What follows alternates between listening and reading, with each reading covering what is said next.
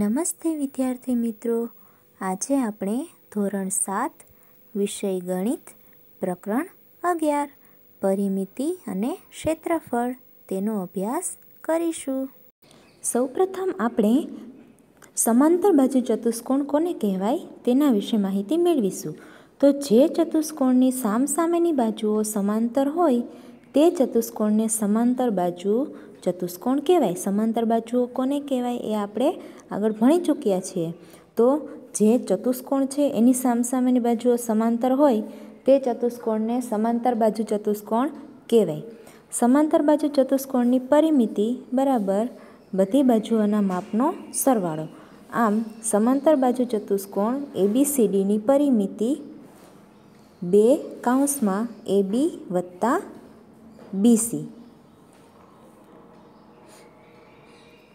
સમાંતર બાજુ ચતુષ્કોણનું ક્ષેત્રફળ શોધવું હોય તો આપણે પાયો ગુણ્યા પાયા પરનો વેધ તેનો ગુણાકાર કરવો પડે. પાયા ઉપરનો વેધ એટલે કે ઊંચાઈ. અને ત્રિકોણનું ક્ષેત્રફળ બરાબર 1/2 ગુણ્યા પાયો ગુણ્યા પાયા પરનો વેધ. અહીં તમને એક આકૃતિ આપેલી છે, તેમાં આપણે જોઈએ તો AD અને BC એ બંને સમાંતર બાજુઓ છે અને DC અને AB એ બંને સમાંતર બાજુઓ છે અને DM છે એ પાયા ઉપરનો વેધ છે. એવી જ રીતે અહીં તમને બીજી બે આકૃતિઓ આપેલી છે. આપણે સમાંતર બાજુ ચતુષ્કોણનું ક્ષેત્રફળ શોધવું હોય તો આપણે એના પાયા પરનો વેધ અને પાયો છે એનો માપ જોશે. તો અહીં આપણે તમને માપ આપેલા છે એ પ્રમાણે આપણે ગણતરી કરીશું તો આપણને સમાંતર બાજુ ચતુષ્કોણનું ક્ષેત્રફળ મળશે. સ્વાધ્યાય 11.2 પ્રશ્ન 1. નીચેના દરેક સમાંતર બાજુ ચતુષ્કોણના ક્ષેત્રફળ શોધો. એમાં તમને અહીં જુદા જુદા ચતુષ્કોણ આપેલા છે અને તેમાં જુદા જુદા માપ આપેલા છે. તો આપણે આ માપને આધારે આપણે ક્ષેત્રફળ શોધવાના છે. તો પહેલી આકૃતિ છે એમાં માપ અહીં 4 સેમી આપેલું છે અને અહીં 7 સેમી આપેલું છે. અને બીજી આકૃતિમાં 3 સેમી અને 5 સેમી. ત્રીજી આકૃતિમાં 3.5 સેમી અને 2.5 સેમી આપેલું છે. અને ડી આકૃતિમાં 5 સેમી અને 4.8 સેમી આપેલું છે. અને ઈ આકૃતિમાં 2 સેમી અને 4.4 સેમી આપેલું છે. અહીં તમને જે જોવા મળે છે વચ્ચે એ શું છે? વેધ કહેવાય. એટલે એને આપણે વેધનું માપ કહીશું. હવે આકૃતિ એમાં અહીં સમાંતર બાજુ ચતુષ્કોણનો પાયો B બરાબર 7 સેમી છે અને ઊંચાઈ H બરાબર 4 સેમી છે. આપણે પાયાને B તરીકે દર્શાવીશું અને ઊંચાઈને H તરીકે દર્શાવીશું. તો એ બંનેનો ગુણાકાર કરતાં 7 ગુણ્યા 4 એટલે કે 28 સેન્ટીમીટર સ્ક્વેર. એવી જ રીતે આકૃતિ B. અહીં સમાંતર બાજુ ચતુષ્કોણનો પાયો કેટલો આપેલો હતો? આકૃતિ બીમાં 5 સેમી અને ઊંચાઈ કેટલી આપેલી છે? 3 સેમી. તેથી સમાંતર બાજુ ચતુષ્કોણનું ક્ષેત્રફળ B ગુણ્યા H બરાબર 5 ગુણ્યા 3 સેમી બરાબર 15 સેન્ટીમીટર સ્ક્વેર. આકૃતિ Cમાં સમાંતર બાજુ ચતુષ્કોણનો પાયો શું આપેલો છે? 2.5 સેમી અને ઊંચાઈ H બરાબર 3.5 સેમી. ઊંચાઈ એટલે કે આપણને જે વેધ આપેલો છે એ જ. હવે સમાંતર બાજુ ચતુષ્કોણનું ક્ષેત્રફળ B ગુણ્યા H બરાબર 2.5 ગુણ્યા 3.5 સેમી. તો બંનેનો ગુણાકાર કરતાં જવાબ મળશે 8.75 સેન્ટીમીટર સ્ક્વેર. હવે આકૃતિ ડી. તો આકૃતિ ડીમાં ચતુષ્કોણનો પાયો આપેલો હતો 5 સેન્ટીમીટર અને ઊંચાઈ 4.8 સેમી. તો ક્ષેત્રફળ B ગુણ્યા H બરાબર 5 ગુણ્યા 4.8 સેમી. તો 4.8 ગુણ્યા 5 એટલે કે 24 સેન્ટીમીટર સ્ક્વેર. આકૃતિ ઈ. આકૃતિ ઈમાં સમાંતર બાજુ ચતુષ્કોણનો પાયો કેટલો આપેલો છે? 2 સેન્ટીમીટર અને ઊંચાઈ H બરાબર 4.4 સેન્ટીમીટર. અહીં સમાંતર બાજુ ચતુષ્કોણનું ક્ષેત્રફળ B ગુણ્યા H બરાબર 2 સેમી ગુણ્યા 4.4 સેમી. એનો ગુણાકાર કરવાનો એટલે જવાબ આવશે 8.8 સેન્ટીમીટર સ્ક્વેર.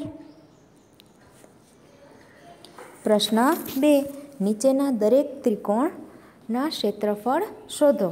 એમાં આકૃતિ તમને આપેલી છે A, B, C અને D. તો અહીં પણ તમને જુદા જુદા માપ આપેલા છે. એમાં આકૃતિ A છે, તો આકૃતિ A છે એમાં તમને અહીં 4 સેમી માપ આપેલું છે અને એનો વેધ છે એનું માપ તમને 3 સેન્ટીમીટર આપેલું છે. તો એવી જ રીતે આકૃતિ બીમાં તમને પાયાનું માપ 5 સેમી આપેલું છે અને વેધનું માપ 3.2 સેન્ટીમીટર આપેલું છે. એ જ રીતે આકૃતિ સી, એમાં પણ તમને પાયો છે 3 સેમી અને ઊંચાઈ એટલે કે વેધ 4 સેમી આપેલી છે અને અહીં ડીમાં પાયો 3 સેમી અને વેધ 2 સેમી આપેલી છે. તો અહીં પણ આપણે ત્રિકોણનું જે આપણે સૂત્ર સમજ્યા હતા, 1/2 ગુણ્યા પાયો ગુણ્યા વેધ. પાયાને આપણે બી તરીકે દર્શાવીએ છીએ અને વેધને આપણે એચ તરીકે દર્શાવીએ છીએ. તેથી ત્રિકોણનું ક્ષેત્રફળ બરાબર 1/2 ગુણ્યા બી ગુણ્યા એચ.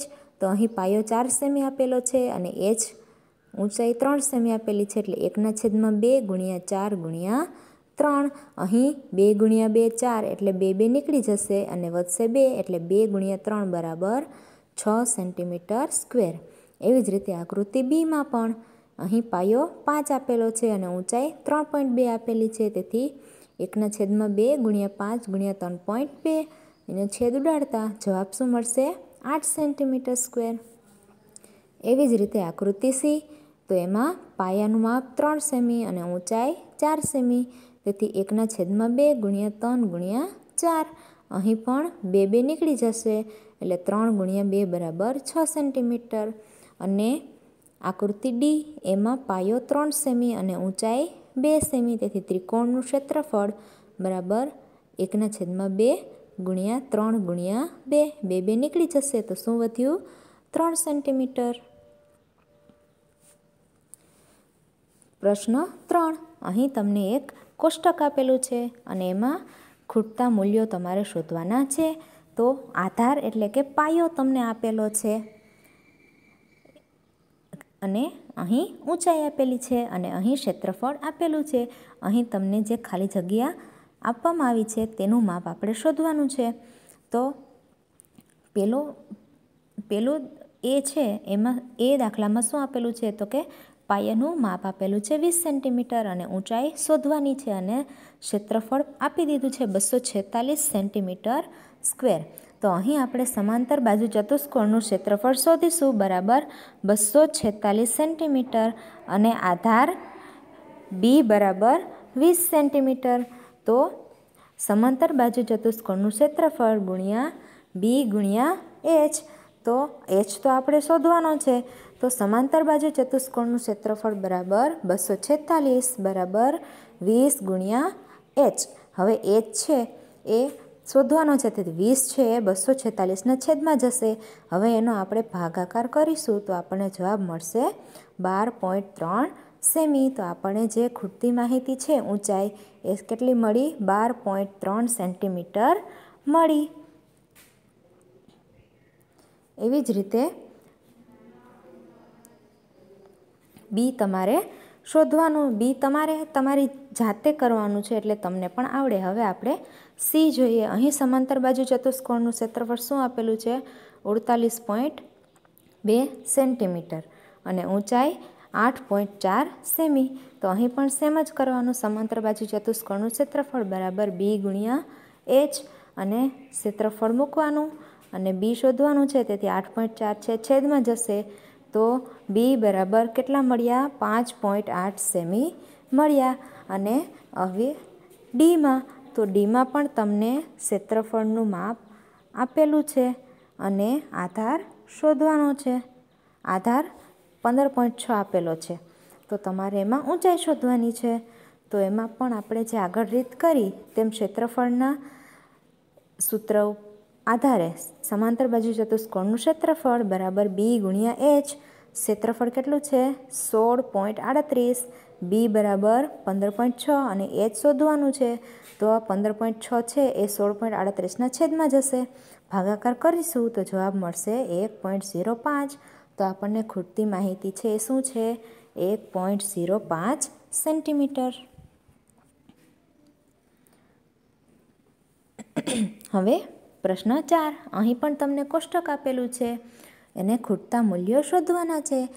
આગળના કોઠામાં આપણે સમાંતર બાજુ ચતુષ્કોણનું ક્ષેત્રફળ હતું અને અહીં આ કોઠામાં આપણને ત્રિકોણનું ક્ષેત્રફળ આપેલું છે. તો અહીં પણ તમને જુદા જુદા માપ આપેલા છે. ક્યાંક તમને આધાર આપેલો છે તો ક્યાંક તમને ઊંચાઈ આપેલી છે. તો આપણે સૂત્રના આધારે દાખલો ગણીશું. તો પહેલું છે ત્રિકોણનું ક્ષેત્રફળ કેટલું આપેલું છે 87 સેન્ટીમીટર સ્ક્વેર અને આધાર કેટલો આપેલો છે 15 સેમી અને ઊંચાઈ શોધવાની છે.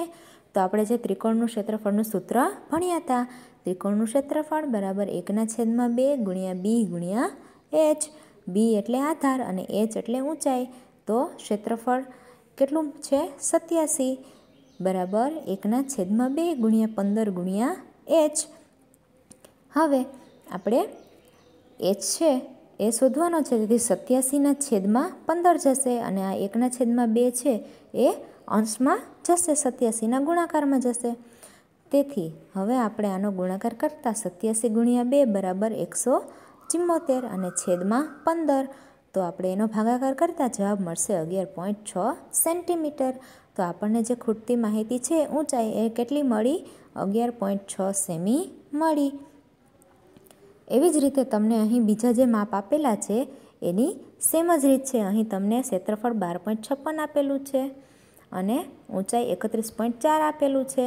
તો આપણે પાયાનું માપ શોધવાનું છે, તેથી આપણે બી અહીં લખીશું અને ક્ષેત્રફળ કેટલું 1256 અને છેદમાં 31.4 અને આ 2 છે એ અહીંયા છેદ અંશમાં આવી જશે. હવે બંનેનો ગુણાકાર કરતાં જવાબ મળશે 25/12 અને છેદમાં 31.4. હવે એનો આપણે ભાગાકાર કરીશું તો જવાબ મળશે બી બરાબર 80 મીમી. અહીં તમને સેન્ટીમીટરમાં આપેલું નથી, મિલીમીટરમાં આપેલું છે, તેથી માપ એ હશે. હવે ત્રીજામાં પણ એમ જ છે. ત્રિકોણનું ક્ષેત્રફળ આપેલું છે, આધાર આપેલો છે અને ઊંચાઈ શોધવાની છે. તેથી ક્ષેત્રફળનું માપ મૂકીશું, પછી પાયાનું એટલે કે આધારનું માપ મૂકીશું તો એચ મળી જશે. એટલે એચ બરાબર 170.5 ગુણ્યા આ છેદમાં 2 છે એ અહીં અંશમાં વહી જશે અને છેદમાં 22. તો 170.5 છેદમાં 11, અહીં 22 છે એટલે 11 ગુણ્યા 2 22. તો 2 ઉડી જશે એટલે શું વધ્યું 11. હવે 170.5ના છેદમાં 11 ભાગાકાર કરીશું તો જવાબ મળશે 15.5 સેમી. તો તમને ખૂટતી માહિતી છે એ શું મળી ઊંચાઈ 15.5 સેમી મળી. પ્રશ્ન 5મો. PQRS સમાંતર બાજુ ચતુષ્કોણ છે. અહીં તમને PQRS આપેલો છે ચતુષ્કોણ. Qમાંથી SR પરની ઊંચાઈ QM છે. અહીં તમને Qમાંથી આ SR છે તેની ઊંચાઈ કેટલી આપેલી છે 7.6 સેમી આપેલી છે અને Qમાંથી આ PS પરની ઊંચાઈ કેટલી છે QN. હવે જો તમને SR બરાબર 12 આપેલા હોય અને QM બરાબર 7.6 આપેલા હોય તો એ સમાંતર બાજુ ચતુષ્કોણનું PQRSનું ક્ષેત્રફળ શોધવાનું છે અને જો PS બરાબર 8 સેમી હોય તો QN શોધવાનું છે. અહીં તમને આ બે માપ આપેલા છે. અહીં SR બરાબર 12 આપેલું છે અને અહીં 7.6 આપેલું છે અને આ QN બરાબર આપણે શોધવાનું છે. તો પહેલાં આપણે સમાંતર બાજુ ચતુષ્કોણનું ક્ષેત્રફળ શોધીશું. તો અહીં સમાંતર બાજુ ચતુષ્કોણ PQRSમાં પાયા SRને અનુરૂપ વેધ શું છે QM આપણે અહીં જોયું ને. તો SR શું છે પાયો છે, તેથી આપણે તેને B તરીકે દર્શાવીશું. એટલે કે B બરાબર SR બરાબર 12 સેમી અને H એટલે કે ઊંચાઈ એ શું છે આપણી વેધ છે QM. તો એ શું આપેલી છે 7.6 સેમી. તો સમાંતર બાજુ ચતુષ્કોણ PQRSનું ક્ષેત્રફળ B ગુણ્યા H બરાબર SR ગુણ્યા QM, જે બાજુ આપેલી છે એ. તો SRનું માપ કેટલું આપેલું છે 12 અને QM કેટલું આપેલું છે 7.6. તો ગુણાકાર કરતાં જવાબ મળશે 91.2 સેન્ટીમીટર સ્ક્વેર. હવે આપણને આ સમાંતર બાજુ ચતુષ્કોણનું ક્ષેત્રફળ મળી ગયું. તો હવે આપણે બી છે એમાં PS બરાબર 8 સેમી આપેલું છે અને QN શોધવાનું છે. તો સમાંતર બાજુ ચતુષ્કોણ PQRSનું ક્ષેત્રફળ કેટલું આપ્યું 91.2 સેમી. તો પાયો બરાબર અહીં આપણે પાયો શું આવશે PS અને વેધ શું છે QN. તેથી પાયા બરાબર શું આવશે PS બરાબર કેટલું આપેલું છે 8 સેમી અને ઊંચાઈ એટલે કે H એ શું છે QN છે. તો QN આપણે શોધવાનું છે. તેથી સમાંતર બાજુ ચતુષ્કોણનું ક્ષેત્રફળ ગુણ્યા B ગુણ્યા H. તો H તો આપણે શોધવાનું છે જે QN છે. તેથી ક્ષેત્રફળ કેટલું મળ્યું હતું 91.2 ગુણ્યા પાયો કેટલો આપેલો છે 8 અને H બરાબર શોધવાનું છે. H બરાબર 91.2 છેદમાં 8 ભાગાકાર કરતાં જવાબ મળશે 11.4 સેમી. તેથી આપણને H એટલે કે શું હતું QN હતું ને. તો આપણને QNનું માપ કેટલું મળ્યું 11.4 સેન્ટીમીટર. પ્રશ્ન 6. અહીં સમાંતર બાજુ ચતુષ્કોણ ABCDમાં DL અને BM અનુક્રમે બાજુઓ AB અને AD પરની ઊંચાઈઓ છે. અહીં જે તમને DL આપેલું છે એ AB પરની ઊંચાઈ છે અને BM આપેલી છે એ AD પરની ઊંચાઈ છે. જો સમાંતર બાજુ ચતુષ્કોણનું ક્ષેત્રફળ 1470 સેન્ટીમીટર સ્ક્વેર હોય તો AB બરાબર 35 સેમી અને AD બરાબર 49 સેમી હોય તો BM અને DLની લંબાઈ શોધવાની છે. અહીં તમને પાયાનું માપ આપી દીધું છે અને આપણે વેધ છે એટલે કે ઊંચાઈ છે એનું માપ શોધવાનું છે. તો તમને સમાંતર બાજુ ચતુષ્કોણનું ક્ષેત્રફળ પણ આપી દીધું છે. એટલે આપણે આગળ જે રીત કરી એ પ્રમાણે જ આપણે અહીં કરવાનું છે. તો સમાંતર બાજુ ચતુષ્કોણનું ક્ષેત્રફળ બરાબર 1470 સેન્ટીમીટર અને પાયો કેટલો આપેલો છે. પહેલાં આપણે AD માટે લઈએ તો પહેલાં આપણે BM શોધવું છે. તેથી આપણે આ BM શોધવું હોય તો આપણે પહેલાં પાયા તરીકે ADને લેવો પડે. તેથી પાયાનું માપ કેટલું આપેલું છે 49 સેમી અને તેને અનુરૂપ વેધ શું આપેલો છે BM. તો BM આપણે શોધવાનું છે. તેથી ABCDનું ક્ષેત્રફળ બરાબર AD ગુણ્યા BM. AD શું છે પાયો અને BM વેધ છે અને ક્ષેત્રફળ કેટલું આપેલું 1470. AD બરાબર 49 અને BM. તો BM બરાબર 1470 છેદમાં 49. હવે એનો ભાગાકાર કરતાં જવાબ મળશે 30 સેન્ટીમીટર. તો અહીં આપણને આ BM શોધવાનું હતું એ મળી ગયું. હવે આપણે શોધીશું DL. તો એના માટે આપણને સૂત્ર એ જ લાગુ પડશે પણ અહીં આપણે DL શોધવાની છે. તો DLને અનુરૂપ પાયો કયો થશે AB થશે. તો આ DL અને AB. હવે એમાં પાયાનું માપ શું આપેલું છે AB બરાબર 15 સેમી અને H શોધવાનું છે એટલે કે DL. તો ચતુષ્કોણ ABCDનું ક્ષેત્રફળ બરાબર AB ગુણ્યા DL. તો 1470 બરાબર 35 ગુણ્યા DL. તો DL બરાબર 1470 છેદમાં 35 એટલે DLનું માપ કેટલું મળશે 42 સેન્ટીમીટર. તો અહીં આપણને DL પણ મળી ગયું. આમ આપણને BM બરાબર 30 સેમી અને DL બરાબર 42 સેન્ટીમીટર મળ્યું. પ્રશ્ન 7. ત્રિકોણ ABCમાં A કાટખૂણો છે અને અહીં જે A છે એ કાટખૂણો છે અને AD એટલે કે આ અને BC એટલે કે BC ને લંબ છે. અહીં આ લંબ છે. AD છે એ BC ને લંબ છે. જો AB બરાબર 5 હોય AB બરાબર 5 સેમી અને BC બરાબર 13 સેમી અને AC બરાબર 12 સેમી હોય તો ત્રિકોણ ABCનું ક્ષેત્રફળ શોધો. અહીં આપણને માપ આપેલા છે AB બરાબર 5 સેમી, BC બરાબર 13 સેમી અને એસી બરાબર 12 સેમી। તો ત્રિકોણ એબીસીનું ક્ષેત્રફળ શોધવાનું છે અને એડીની લંબાઈ પણ શોધવાની છે। અહીં તમને જે એડી આપેલું છે એટલે કે એ વેધ છે, તો એની આપણે લંબાઈ શોધવાની હશે। તો કાટકોણ ત્રિકોણ એબીસીમાં પાયો શું છે? એ બી। અહીં આ એ બી છે એ પાયો છે અને વેધ શું થાય? એસી। એ કાટખૂણો છે એ માટે, તેથી એ બી બરાબર 5 સેમી અને એસી બરાબર 12 સેમી। તો આપણે એનો ગુણાકાર કરીશું તો આપણને ત્રિકોણનું ક્ષેત્રફળ મળશે ને। તેથી ત્રિકોણનું ક્ષેત્રફળ બરાબર 1/2 ગુણ્યા પાયો ગુણ્યા વેધ, 1/2 ગુણ્યા પાયો બરાબર 5 અને વેધ બરાબર 12। હવે આપણે અહીં છેદ ઉડાડતા 6 ગુણ્યા 2 એટલે 12 થાય, એટલે 2 નીકળી જાય, એટલે 5 ગુણ્યા 6 બરાબર 30 સેન્ટીમીટર સ્ક્વેર। હવે આપણને અહીં ત્રિકોણનું ક્ષેત્રફળ મળી ગયું। હવે ત્રિકોણનું ક્ષેત્રફળ મળી ગયું એટલે આપણે આગળ જે રીતે કર્યું હતું કે ક્ષેત્રફળ હોય એટલે જે બાજુનું માપ ન મળેલું હોય એ મળી જાય। તેથી ત્રિકોણ એબીસીમાં હવે બીસી પાયા ઉપરનો વેધ શું છે? એડી। આપણને એડીની લંબાઈ શોધવાની કીધી છે ને, તો એડી છે એ કયા બાજુનો વેધ છે? તો એ બીસી પરનો વેધ છે। તેથી બીસી બરાબર આપણે કેટલા આપેલા છે? 13 સેમી આપેલા છે, તો એને આપણે લખીશું।